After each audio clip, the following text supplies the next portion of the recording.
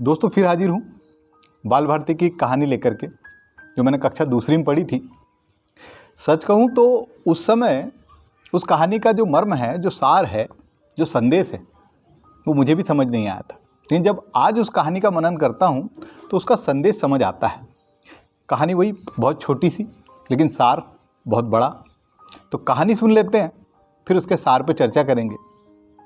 कहानी ऐसी है कि एक गांव में दो दोस्त रहा करते थे। एक लंगड़ा था, चल नहीं सकता था, और एक अंधा था जो देख नहीं सकता था। गांव से कुछ दूर पे मेला लगता था। गांव के लोग मेला जाते थे और आकर के बहुत सारी बातें बताते थे। उन दोनों की बहुत इच्छा होती थी कि मेला जाया जाए, पर नसीब लंगड़ा चल नहीं सकता था और अंधा देख नहीं सकता था। एक बार लंगड़े के मन में एक युक्ति आई। उसने अंधे से कहा कि तुम मुझे अपने कंधे पे बैठा लो, मैं रास्ता बताता जाऊंगा और तुम चलते जाना। ऐसे करके हम मेला पहुंच जाएंगे। अब कहानी आगे बढ़ती है और पंक्तियां आती है कि लंगड़ा राह बताता था और अंधा चलता जाता था, और मेले में पहुंचकर वो दोनों खूब हंसे। पाठ्यपुस्तक के हिसाब से कहानी यहाँ खत्म हो जाती थी, इसलिए उस समय बाल मन में इसका सार समझ नहीं आया। लेकिन जब आज इस कहानी का मनन करता हूँ तो इसका सार समझ आता है। कहानी का संदेश ये है कि यदि आपके पास कोई कमी है तो आप उसको लेके मत बैठिए। सामंजस्य से बहुत सारे काम हल हो जाते हैं। चाहे परिवार की बात कहें, चाहे मित्रों की बात कहें, चाहे ऑफिसेस की बात कहें, या कोई समाज की बात कहें। यदि सामंजस्य से चला जाए तो बहुत बड़े बड़े कामों को बहुत आसानी से किया जा सकता है। दुनिया में कोई भी आदमी परिपूर्ण नहीं है।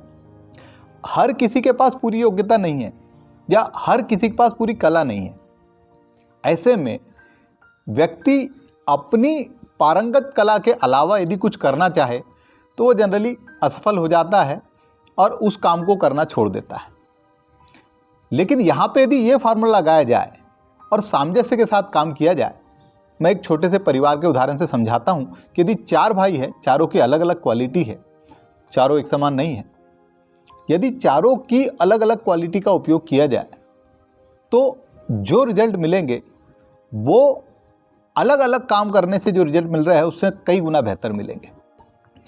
ये होता है सामंजस्य। तो सामंजस्य का महत्व बताती हुई ये कहानी थी, अंधा और लंगड़ा।